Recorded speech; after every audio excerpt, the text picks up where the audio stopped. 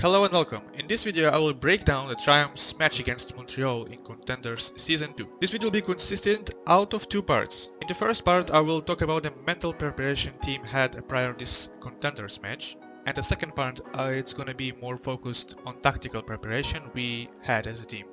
In the last week of Contenders Trials we lost our two matches and with mixture of fatigue team was in very first slump. We as staff decided to give players 3 days break in order to create a mental break and deal with the issues afterwards.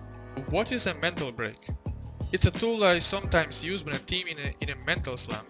The main idea is to give players a break, first of all to rest, and second, let their emotions calm down and tell them that after the break we will go into a new chapter and we as staff already have plans how to deal with the problems. All this in order to create a new motivation for the players. From players' perspective, new things usually create new hopes and new expectations. But if you don't deal with the problems in the team, all these new hopes and new expectations will fade away very fast. I used this method over 5 times in the past 2 years and it worked like magic every single time, including this time. The next step is to deal with the internal problems we had in a team, to create a new and clean motivation for players to going into contenders. Right before the end of the mental break, I asked from our mental coach to do a personal conversations with players and later to do a team meeting, him and the players only, so players can talk about everything and clear all their problems. Right after that we had a meeting with players and all the staff and I represented a list of the things that we want to change in a team in order to create a better environment going into contenders, and of course we set a new expectations for ourselves. The last component of this week to make it all work was schedule. First 3 days after the break we scheduled easier scrims. First of all, so it will be easier for players to come back because they are rusty. And the second and the main reason is not to create another stress for the players so they can focus on clearing issues and get their mentality to the right place. Now let's talk about tactical preparation we had for this game. This was the first contenders game for the season, so we didn't see Montreal playing in official match before. So our preparation was based off one scrim we had against Montreal, with J. Caro as a main tank. It's risky to assume things based off one scrim, but it's better than nothing. Players had different point of view than what we about to see. This video will focus on main points we wanted to abuse against Montreal and how I identified these points. My preparation starts 24 hours prior to the match. The day before the official match it's important to make sure we are not practicing new stuff as a team and as individuals, so players can be focused on repeating everything we already know until that point in order to improve the performance. From mental perspective, it also gives players confidence in their play, since it's easier to remember what they have to do in the game without too many changes when it's closer to the official match. And the last thing I ask players 24 hours before the match is individual scouting for the roles. Main support player has to scout the enemy team's ult economy mentality, so it will be easier for him to predict what ults the enemy team gonna be using in every scenario. Main tank player has to scout the mentality and the playstyle of the enemy main tank, in order to learn his patterns with shatters, his shield management, his tempo, and when it's the best time to punish him. Off-tank player in GOAT's meta played D.Va only, so he had to scout the mentality and the playstyle of enemy Zarya and learn when and how she grabs. After I review these topics and many others, I meet with the players 1 hour before the team's match prep and I discuss with them individually about the topics they had to scout, and we make the conclusions together. Now let's move to the review and see what we plan to abuse in this game. The most important thing we wanted to punish in this game is Jaikaru's aggression. Now let's see the examples we had. I use the COD maps usually to review neutral fights because this is the maps where it's the easier to see the mentality of the team and resources usage and etc in these maps. Okay, so let's watch this fight and then we will focus on Jakaro.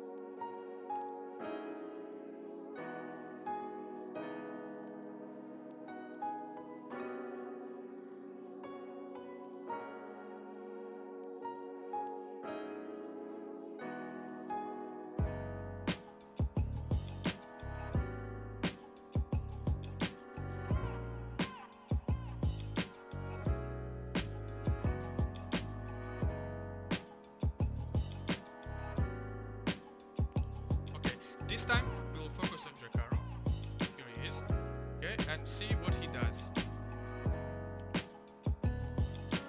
So Deku goes for a swing without a bubble, so it's an unusual thing for us, but it's fine. And look what Jakaru is doing immediately after that.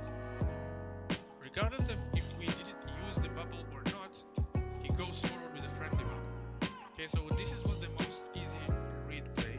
It was very common. Jakaru goes forward with a bubble and immediately swings into us. We use our bubble defensively immediately and stop his aggression, but look what he does next. He keeps swinging, even without a bubble. So he creates a lot of chaos and puts a lot of pressure on us, and all the time we are holding this small space because his aggression. But look what the thing I've noticed what happening in this kind of scenarios, they're creating a lot of pressure. We not losing anyone, but all this time they're losing a lot of HP. And this is the thing we will see in Montreal a lot. All these encounters, they are the ones who are losing the most HP. And later in the fight, we still have no space because we use all our resources defensively and we can't create aggressive play without resources. And they have all the space against us. But we have the HP advantage because they are all not using shields and playing very open and very punishable. So the more the fight goes in, the more damage we get. At this time we start getting peaks. Because all the time we were at full HP, just standing there and using our resources passively, stopping all the aggression from Jakaru, and from all exchanges when they're going in and try to swing very aggressively, they are the ones who are losing in this process. So for the long run, we are winning the fight. So this is the first point I've noticed. Okay, one is Jakaru is very aggressive. Two is we're winning the long-term fights. Let's go for the example number 2. So again, Jakaru, he doesn't wait for any bubble or any positioning specifically. Look how he goes forward. Here he is. Look how fast he goes forward.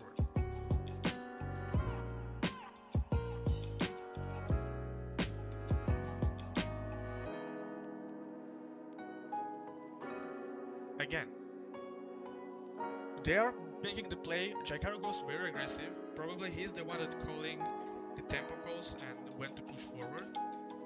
And Logic follows him in. So probably these two guys doing the main calls in the team. But again, they are losing someone. Okay, this is an individual diva play going for their Zen. But look at the others. They are also low. They're losing the most of the HP for this entire encounter. Besides our diva, she goes very aggressive. She's have HP. Others are kind of full. So again, we used our resources here passively, and we stopped their aggression. And this is the fight where I got the idea how to counter Montreal in the game, in contenders. So when they're going in, Spectral using his bubble passively and put himself between our Rhine and their Rhine. Okay, so our plan in the game was using a friendly bubble on our Rhine to stop Jakaru with their bubble, and then making aggressive play with our Zarya bubble and going in. Or option number 2, use as Spectral uses his bubble, using friendly bubble on Rhine later to creating aggressive play.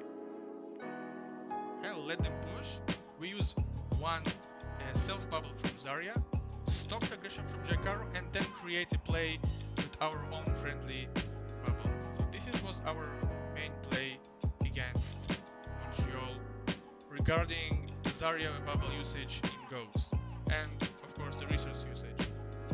So we wanted to give them the initiative, let them use the cooldowns because they are faster than us going into the fight.